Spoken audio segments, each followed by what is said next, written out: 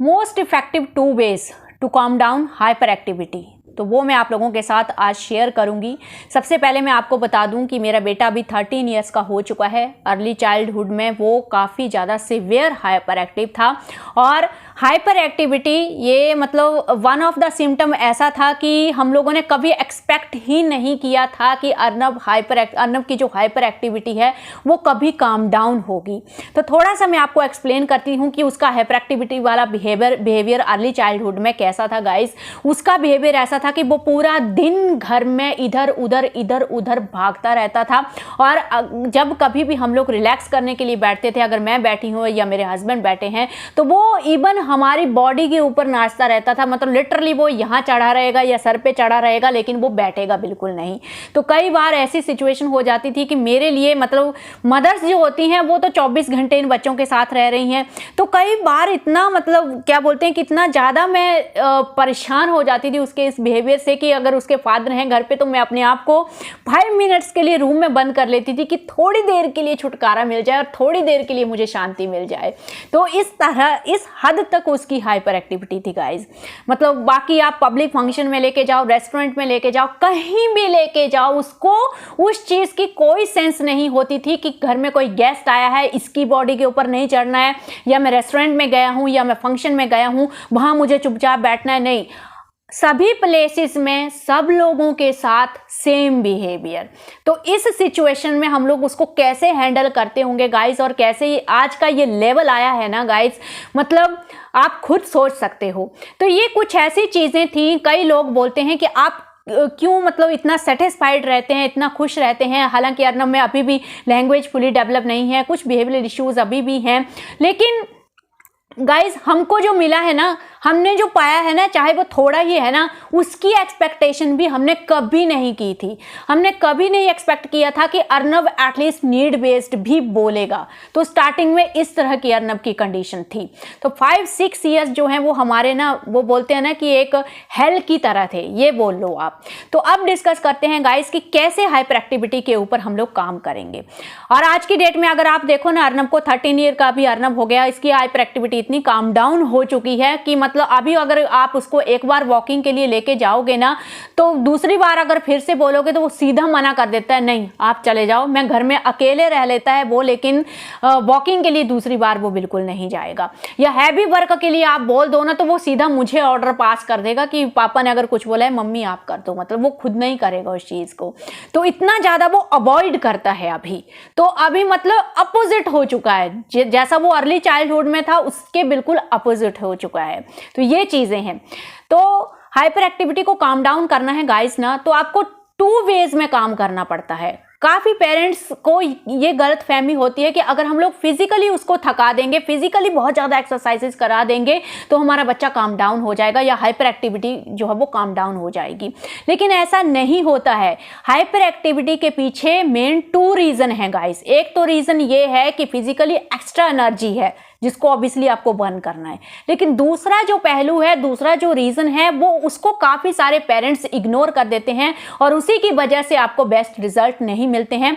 दूसरा रीज़न ये होता है कि आपको पता है ऑटिस्टिक बच्चे हों या ADHD बच्चे हों, इनका जो ब्रेन है वो काफ़ी रेस्टलेस पोजीशन में होता है। ब्रेन में बहुत ज़्यादा एक्टिविटी होती है।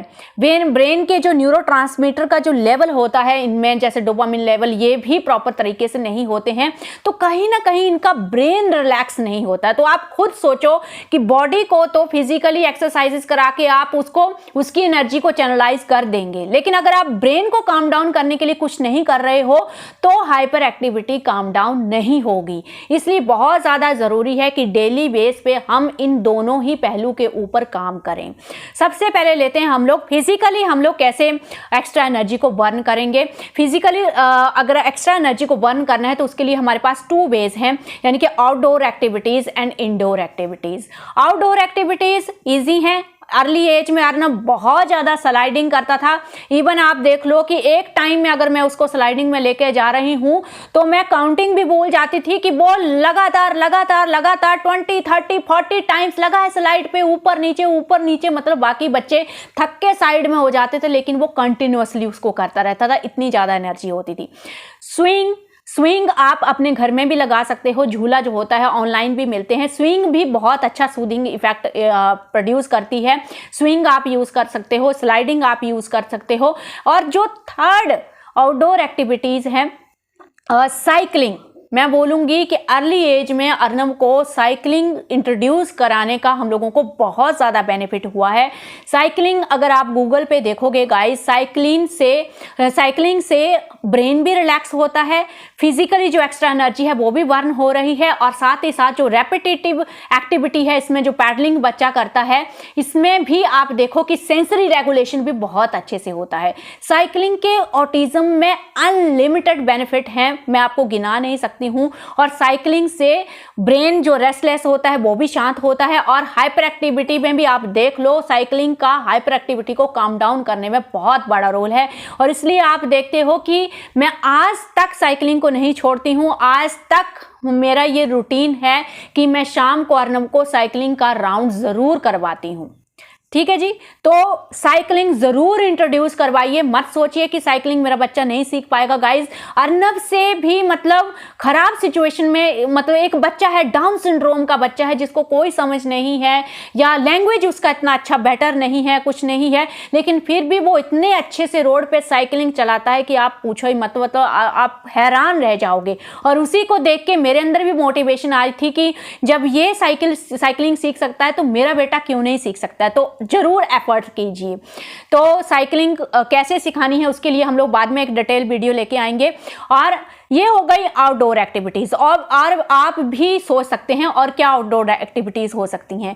इंडोर एक्टिविटीज में भी घर पे आप जो हैवी वर्क एक्टिविटीज होती हैं, यानी कि जैसे हमारे दाल के डिब्बे हो गए, ये चीनी वगैरह के डिब्बे हो गए, मतलब जिसमें 1 kg आपने दाल डाली है, ये डिब्बे आप एक जगह से दूसरी जगह पे मतलब बच्चे को रखने को बोलो, चेयर उठाने के लिए बोलो, कुछ हैवी चीजें उठाने के लिए बोलो, वो आप चीजें कर सकते हो इंडोर में भी। तो जिससे कि बच्चे की जो एनर्जी है वो वर्न हो फिजिकली, तो वो आप खुद भी सोच सकते हो और क्या हैवी वर्क एक्टिविटीज हो सकती हैं। अब दूसरे पहलू के ऊपर नजर डालते हैं, क्योंकि फिजिकली इनको थकाना ये हर कोई कर लेता है, लेकिन ब्रेन को कैसे रिलैक्स करना है यहाँ पे काफी सारे पेरेंट्स को मुश्किल आती है। तो कई सारे पेरेंट्स तो यही सोच लेते हैं कि इतने हाइपर एक्टिव बच्चे को मैं और क्या कराऊं। हर बार आप अपने दिमाग को एक्सक्यूज देते हैं कि मेरा बच्चा बहुत ज्यादा हाइपर एक्टिव है, ये तो कुछ नहीं कर सकता, ये तो कुछ नहीं कर सकता। ये नहीं सोचना है गाइज। हम उस सिचुएशन में भी अर्नब को लर्निंग कराते थे जब अर्नब 1 सेकंड के लिए भी नहीं बैठता था। तो यहाँ पे ये मिथ है कि हाइपर एक्टिविटी के साथ आप लर्निंग नहीं करा सकते हैं। हाइपर एक्टिविटी के साथ भी आप लर्निंग करा सकते हैं। तो अर्नब जितनी देर मैं उसको एक्टिविटीज कराती थी बैठ के, उतनी देर वो करेगा, उसके बाद फिर से वो भागना स्टार्ट हो जाता था। तो ये चीज पॉसिबल है। तो अर्नब को ब्रेन को रिलैक्स करने में सबसे पहली जो चीज थी जो काम करी थी बहुत अच्छे से, वो तो म्यूजिक ही थी गाइस। मैं खुद भी म्यूजिक सुनती थी, मतलब लिटरली स्टार्टिंग में जब मैंने अर्नब को म्यूजिक इंट्रोड्यूस करवाया तो मैं बहुत ज्यादा सुनती थी। तो कई बार मैं क्या करती थी कि एक ईयरफोन मेरे कान में होता था और कई बार वो आता और दूसरा ईयरफोन निकाल के अपने कान में डाल देता है। या शुरू में मैंने उसको ईयरफोन से वो म्यूजिक इंट्रोड्यूस करवाया कि चलो बैठ जाएगा थोड़ी देर शांति से, और 1-2 बार मैंने देखा कि जैसे ही उसके कान में मैंने वो ईयरफोन लगाया और मैं हैरान रह गई, मतलब वो बिल्कुल ऐसे स्टैचू की तरह गाने को सुन रहा है जैसे पता नहीं मैंने उसको कौन सा शौक दे दिया। तो वहां से मुझे वो चीज पता चली कि अर्नब को सिंगिंग का एक अलग ही इफेक्ट हो रहा है, और सिंगिंग भी उसकी हाइपर एक्टिविटी को, म्यूजिक भी उसकी हाइपर एक्टिविटी को काम डाउन कर रहा है। यहाँ से मुझे पता चला। उसके बाद मैंने रेगुलरली उसको म्यूजिक सुनाना शुरू किया, यानी कि बीच में जब भी मुझे रिलैक्स करना होता था, जैसे मैंने आपको पहले बोला कि वो रिलैक्स भी नहीं करने देता था, लेकिन जब भी मैं बैठती थी तो वो मेरे साथ बैठेगा तो उसको मैं ईयरफोन से म्यूजिक दे देती थी। लो वॉल्यूम रखना है आपको, हाई वॉल्यूम नहीं रखना है, तो वो थोड़ी देर के लिए बैठ जाता था। तो आप भी अपने बच्चों को इस तरह से इंट्रोड्यूस करवा सकते हैं। बाहर अगर हम लोग कहीं गए हैं तो वहाँ पे भी हम लोग फिर अर्नब को म्यूजिक लगा के ईयरफोन से उसको म्यूजिक सुनने के लिए बिठा देते थे। तो हमने देखा बाहर भी समटाइम्स वो हमें परेशान नहीं करता और चुपचाप बैठ के म्यूजिक सुन लेता। तो स्टार्टिंग में तो म्यूजिक का मैं बोलूँगी कि एक अलग ही लेवल का मैजिक छा रहा था अर्नब के ऊपर, और धीरे धीरे वो सिंगिंग भी सीख गया। तो सिंगिंग आप म्यूजिक ट्राई कर सकते हो।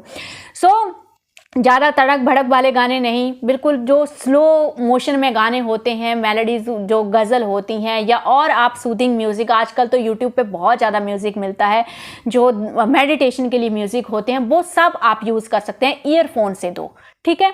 दूसरा आप यूज़ कर सकते हो ब्रीदिंग मैंने अर्नव को सिखाई थी। ब्रीदिंग, डीप ब्रीदिंग भी बहुत अच्छे से हेल्प करती है गाइस। अभी मैं एक वीडियो भी देख रही थी परसों, मैंने अर्नव को ब्रीदिंग भी अर्ली एज में ही सिखा दी थी। जहाँ पे अभी जो मैंने रिसेंट एक वीडियो देखा, कल देख रही थी मैं, जहाँ पे एक बच्चे को पब्लिक में, ऑटिस्टिक बच्चा है, उसको पब्लिक में मेल्टडाउन स्टार्ट हो गया, तो बिल्कुल हाइपर हो रहा है, तो उसकी मदर ने उसको सिखाया है कि डीप ब्रीथ कैसे करते हैं।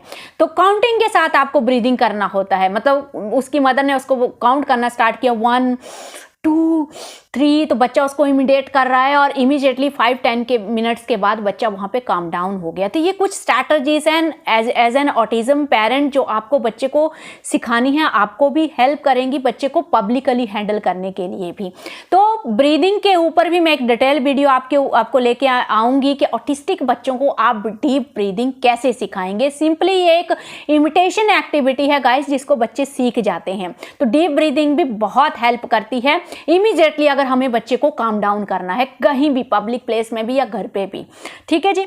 थर्ड आप करवा सकते हैं गाइस कलरिंग एक्टिविटीज। कलरिंग का भी ब्रेन पे एक सूथिंग इफेक्ट होता है। आजकल मार्केट में कॉपी कलरिंग की बुक्स मिलती हैं, आप ढूंढ सकते हो ओसवाल्ड लिटिल लेजेंड में, आप कॉपी कलरिंग बुक सर्च करना, आपको मिल जाएंगी, जिसमें इमेज बनी रहेगी, बच्चे को सिर्फ कलर करना है। आप भी साथ में करो, बच्चा भी करेगा, एक सोशलाइजेशन भी बनती है और बच्चा मीनिंगफुली एंगेज भी होता है, और कलरिंग का जो ब्रेन रिलैक्स होता है कलरिंग से। तो ये भी रिसर्च से प्रूव्ड चीजें हैं। कलरिंग आप यूज कर सकते हो घर में, एक बार आप कलरिंग दे दो। उसके बाद सेंसरी प्ले बहुत ज़्यादा हेल्प करता है काम डाउन करने के लिए। आपने देखा है, मैं आपको अर्नब के जो डो प्लेइंग के वीडियो हैं वो डालती हूँ। तो डो प्लेइंग अर्नब का डेली का काम है। यस, अभी तक अर्नब डेली शाम को उसको डो प्ले करना ही करना है। वो मुझे नहीं पूछता है, खुद ही जाएगा। अगर मैंने आटा रखा है तो फ्रिज में से आटा निकाल के कटोरी लेके वो उसको खेलना शुरू कर देता है, ठीक है जी। तो जो डो प्लेइंग है या क्ले आप यूज कर सकते हो। क्ले मैंने बंद कर दिया था क्योंकि बीच में अर्नब अर्ली एज में क्ले को खाने लग गया था, तो क्ले मैंने बंद कर दिया था। उसकी जगह मैं डो प्लेइंग यूज करती हूँ, आटा यूज करती हूँ, उसका भी एक सूदिंग इफेक्ट होता है। स्क्वीजिंग एक्टिविटी आपने देखा है, स्क्वीजिंग बॉल मिलती है, क्ले को भी आप स्क्वीज करवा सकते हैं। तो ये भी एक डीप प्रेशर इसका होता है और नर्वस सिस्टम पे बहुत अच्छा इफेक्ट होता है ब्रेन को रिलैक्स करने के लिए। बहुत सारी एक्टिविटीज़ हैं गाइस इसमें। गर्मियों का टाइम आता है तो मैं उसको टब में पानी डाल देती हूँ, पानी में उसकी जो फेवरेट टॉयज़ होते हैं वो डाल देती हूँ, थोड़ा सा वो उसको खेलने देती हूँ। डिफरेंट टेक्सचर आप यूज़ कर सकते हैं। एक टेक्टाइल एक्टिविटी भी है जिसमें आप लूफा हो गया, शेविंग ब्रश हो गई, चना राजमा हो गया, वो आप यहाँ पे आर्म पे बच्चे को रब करो, ऐसे ऐसे यहाँ रब करो, फिर नीचे लेग्स पे रब करो, उसके पैर में रब करो, हैंड में रब करो, उसका भी एक रिलैक्सिंग इफेक्ट होता है। और टेक्टाइल सेंसरी इशू का अगर प्रॉब्लम है, टचिंग इश्यूज का, तो वो भी उससे रिड्यूस हो जाएगा। तो सेंसरी प्ले एक्टिविटीज गूगल पे भी आपको बहुत सारी मिल जाएंगी। ऑटिस्टिक बच्चा है तो सेंसरी प्ले आपको डेली कराना ही कराना है गाइज। तो ये कुछ ऐसी चीजें हैं ना जो आपको डेली रूटीन में फॉलो करनी है, जो दिन में एक बार करनी ही करनी है। इससे क्या होगा कि बच्चे का ब्रेन हमेशा रिलैक्स रहेगा, इतनी ज्यादा प्रॉब्लम नहीं आएगी। और तभी आप देखते हो कि अर्नब आपको थोड़ा शांत दिखता है, जबकि टीनेज में एक ऑटिस्टिक बच्चे को एग्रेशन फ्री रखना और शांत रखना बहुत ज़्यादा चैलेंज होता है। तो स्पेशली स्ट्रिक्टली आपको ये सारी चीज़ें फॉलो करनी है। अर्नब अर्ली एज में बैलून से भी बहुत ज़्यादा खेलता था। बैलून फुलाना है तो अगेन वो ब्रीदिंग का ही एक्सरसाइज है। बैलून उसको अभी भी पसंद है, आज भी लेके आओ तो वो मार्केट से लेगा उसको। तो बैलून वो कंटिन्यूअसली उसने यूज़ किया है 7-8 ईयर्स तक। वो घर में ला के रखो, आप बैलून से खेलते हैं बच्चे, उसको बैलून से खेलना बहुत ज़्यादा पसंद था। ये भी एक ब्रीदिंग एक्सरसाइजेज हैं। स्ट्रॉ यूज़ करना है, बैलून यूज करना है, तो ये भी ब्रीदिंग ही एक्सरसाइजेज हैं। उसके बाद पानी का इंटेक आपको अच्छा रखना है। हाइपर एक्टिव बच्चा है या कोई भी बच्चा, ऑटिस्टिक बच्चों को कॉन्स्टिपेशन का प्रॉब्लम होता है, 7-8 ग्लासेस हम लोगों को रेकमेंड होते हैं कि दिन में पीना चाहिए। तो मैं क्या करती हूँ कि हर 2-2, 3-3 घंटे के बाद अगर घर पे है अर्नब तो उसको मैं खुद ही गिलास से पानी 1-1 गिलास उसको पीने के लिए देती रहती हूँ। तो पानी का भी एक सूदिंग इफेक्ट होता है। आपको पता है ना, किसी को गुस्सा आता है या हाइपर एक्टिव है तो बोलते हैं पानी पियो, पानी पियो, पानी से रिलैक्स हो जाएगा, रिलैक्स हो जाएगा। तो ये भी आपको यूज़ करना चाहिए। अक्सर हमारे ऑटिस्टिक बच्चों को पता नहीं चलता है कि दिन में पानी पीना है या नहीं पीना है, तो वो चीज़ तो हमको खुद ही करनी पड़ती है। आपको भी पता है, अर्नब भी भूल जाता है। सो कभी कभी वो पी लेगा, अगर कुछ फ्राइड खाया है इमीडिएटली तो पी लेगा, नहीं तो नहीं पीता है, तो मुझे खुद उसको देना पड़ता है। तो वो चीज़ का आप ध्यान रखो। वॉकिंग आपको डेली करानी है। शाम को हम शाम को एक राउंड मैं साइकिलिंग का करवाती हूँ, उसके बाद उसके फादर ऑफिस से आके उसको वॉकिंग पे लेके जाते हैं। तो साइकिलिंग और वॉकिंग हम दोनों ही कराते हैं अर्नब को। तो ये है, वॉकिंग में बच्चा जाता है, नेचर का जो व्यू है, जो सेंसरी इनपुट है और जो नेचर का जो व्यू है, नेचर अपने आप हर किसी को हील करती है गाइस। सो वो चीज़ भी आपको डेली करनी। ये कुछ ऐसी चीज़ें हैं जो मैंने आपको बताई हैं। अल्टीमेटली हाइपर एक्टिविटी को काम डाउन करना है तो दोनों ही चीज़ें आपको करनी पड़ेंगी। इसमें कोग्निटिव लेवल, जो लॉजिकल थिंकिंग की एक्टिविटीज़ होती हैं, वो भी आपको करवानी है, क्योंकि जब आप ब्रेन को काम डाउन कर रहे हो ना इन सारी एक्टिविटीज़ से, तो ऑटोमेटिकली बच्चे का जो फोकस कंसंट्रेशन है वो बढ़ने लगता है। तो बच्चों को एंगेज रखो गाइज। आजकल मार्केट में बहुत अच्छी अच्छी लॉजिकल एक्टिविटीज़ की बुक मिल रही हैं, लेवल वाइज मिल रही हैं। 3 साल के बच्चे के लिए, 5 साल के बच्चे के लिए अल्फ़ाबेट अगर आपके बच्चे को आते हैं तो वो बच्चे उन एक्टिविटीज़ को यूज़ कर सकते हैं। तो इस तरह से जब आप बच्चों को मीनिंगफुली एंगेज रख रहे हैं, ब्रेन को आप रिलैक्स रख रहे हो, फिजिकली उनकी एनर्जी को आप बर्न कर रहे हो, तो बच्चे का ऑटोमेटिकली बच्चे का जो न्यूरोट्रांसमीटर डोपामिन लेवल है ये सब बैलेंस में रहते हैं। फोकस बच्चे का अच्छा हो रहा है, वो लर्निंग अच्छे से करेगा, उसमें स्ट्रेस, एंजाइटी, एग्रेशन नहीं आएगा, सेंसरी इश्यूज उसको परेशान नहीं करेंगे। तो ऑटोमेटिकली जो ऑटिज्म लाइफ है वो स्मूथ वे में चलेगी। तो ये कुछ ऐसे तरीके हैं जो आपको करने ही करने हैं। तो अभी आप समझ चुके होंगे। तो इसी तरह से अब लास्ट में आपको ये चीज़ मैं बता देती हूँ कि ये सब चीज़ें करने के बाद भी 5-6 इयर्स तक तो बोलते हैं ना कि आपको हाइपर एक्टिविटी का जो कहर है ना वो झेलना ही पड़ता है गाइज। मैंने अर्नब से भी कहीं ज़्यादा एक हाइपर एक्टिव बच्चा देखा है जो अर्नब के एक क्लास पीछे था, शायद प्रेप में था, जहाँ पहले अर्नब स्कूल में था, मेन स्ट्रीम में। तो तब मुझे लगता था कि ये लो यार, ये तो अर्नब का भी बाप है हाइपर एक्टिव में, मतलब इतना ज़्यादा वो हाइपर एक्टिव था। लेकिन रिसेंटली जब मैं उससे मिली, अभी इतने सालों के बाद गाइस, मतलब वो बोलते हैं ना कंप्लीटली यू टर्न, वो इतना ज़्यादा शांत और उसकी लैंग्वेज अर्नब से कहीं ज़्यादा बेटर, उसकी अंडरस्टैंडिंग अर्नब से कहीं ज़्यादा बेटर। तो लिटरली ऑटिज्म में मैजिक होते हैं। अर्ली एज में जो पोजीशन है आप उससे प्रिडिक्ट मत करो कि बाद में जाके भी बच्चा ऐसा ही रहेगा। कुछ कुछ बच्चे तो मैजिकली चेंज हो जाते हैं, मैं बोलती हूँ मैजिकली चेंज हो जाते हैं। तो ये चीज़ें हैं गाइस। हाइपर एक्टिविटी 7-8 ईयर्स तक आते आते काम डाउन हो जाती है, लेकिन उसमें भी वही चीज़ है कि डिपेंड करता है कि आप बच्चे को अच्छी तरह से मीनिंगफुल एक्टिविटीज़ में एंगेज कर रहे थे। बच्चा धीरे धीरे लाइफ स्किल्स की तरफ बढ़ रहा है, बच्चा धीरे धीरे और ज़्यादा फंक्शनिंग हो रहा है। अगर आप कुछ नहीं कर रहे हैं तो ऑब्वियसली तो प्रॉब्लम्स रहती ही रहती हैं गाइस। तो फिर आप कैसे एक्सपेक्ट करोगे कि सब कुछ ऑटोमेटिकली ठीक हो जाएगा। बच्चे के सेंसरी इश्यूज़ के ऊपर आपने काम नहीं किया, उसके ब्रेन को आप इन्वॉल्व नहीं कर रहे हैं, फिजिकली उसकी एनर्जी को आप बर्न नहीं कर रहे हैं, स्ट्रेस एंजाइटी उसमें भर भर के आ रही है, बोर इतना ज़्यादा हो रहा है, उसको करने के लिए कुछ नहीं है, इरिटेशन, एंगर उसमें बढ़ रहा है। तो हम नहीं बोल सकते कि नेचुरली ऑटिस्टिक बच्चे, ADHD बच्चे कुछ सालों के बाद शांत हो जाएंगे और बाद में जाके सही हो जाएंगे। नो, 10 ईयर के बाद आप देखोगे जैसे ही टीनेज में एंटर करते हैं ना ये ऑटिस्टिक बच्चे, उसके बाद चैलेंजेस फिर से बढ़ने लगते हैं, मतलब बिहेवियर एक बार फिर से आने लगते हैं, बिकॉज उसमें इनका कोई गलती नहीं है। हार्मोनल चेंजेस की वजह से ये चीज़ें होती हैं जो प्यूबर्टी के बाद 18-19 ईयर तक ऐसा बोल रहे हैं कि फिर से शांत हो जाएंगी, लेकिन टीनेज में ख्याल रखना और ज़्यादा इम्पॉर्टेंट है। तो टीनेज में ये जो मैंने आपको ब्रेन काम डाउन करने वाली एक्टिविटीज़ बताई हैं ये आपको ज़रूर करनी है गाइस। तो ये चीज़ें हैं। सो वीडियो फिर से लंबा हो गया गाइस, तो हाइपर एक्टिविटी का ये वीडियो हो गया गाइस। अगर इन चीज़ों को आप फॉलो करोगे तो 7-8 ईयर्स तक आते आते हाइपर एक्टिविटी काम डाउन हो जाएगी। हाँ, 5-6-7 ईयर तक ना, 5-6 ईयर तक तो मतलब ये हाइपर एक्टिविटी बहुत ज़्यादा परेशान करती है बच्चे को भी, और बच्चे की वजह से पेरेंट्स भी होते ही होते हैं। तो मैंने बाकी बच्चों को भी देखा है। तो 7-8 ईयर तक आते आते फिर काम डाउन हो जाती है, लेकिन आपको ये सब काम करने हैं, ठीक है। तो लर्निंग भी इससे बेटर होगी। फिर आप हाइपर एक्टिव ऑटिस्टिक बच्चे के साथ उसको लर्निंग भी करवा पाएंगे। तो इस तरह से अर्नब जब लर्निंग के लिए उसको बिठाती थी तो वो बैठ जाता था, पूरा फोकस, उसका कंसंट्रेशन अच्छा रहेगा। लर्निंग के बाद जैसे ही उठा और फिर से वो हेलीकॉप्टर बन जाता था, मतलब ये हालत होती थी। तो ये है, तो ये नहीं सोचना है कि बच्चा हाइपर एक्टिव है तो वो उसको मैं लर्निंग कैसे कराऊं, उसको मैं लैंग्वेज कैसे सिखाऊं, कैसे करूं। तो वो चीज़ें आपको नहीं सोचनी है गाइज। अगर आप प्रॉपर तरीके से काम करेंगे तो हाइपर एक्टिविटी के साथ भी बच्चे का फोकस और कंसंट्रेशन अच्छा हो जाता है। सो इस वीडियो को यहीं पे एंड करेंगे। मिलते हैं नेक्स्ट टॉपिक के साथ। नेक्स्ट वीडियो में धीरे धीरे सारे टॉपिक कवर करेंगे हम लोग गाइज। जो भी आप कमेंट में क्वेरीज पूछ रहे हो, मैं सारे कमेंट रीड करती हूँ, सारे टॉपिक्स यहाँ पे हम लोग शेयर करेंगे। So thank you very much.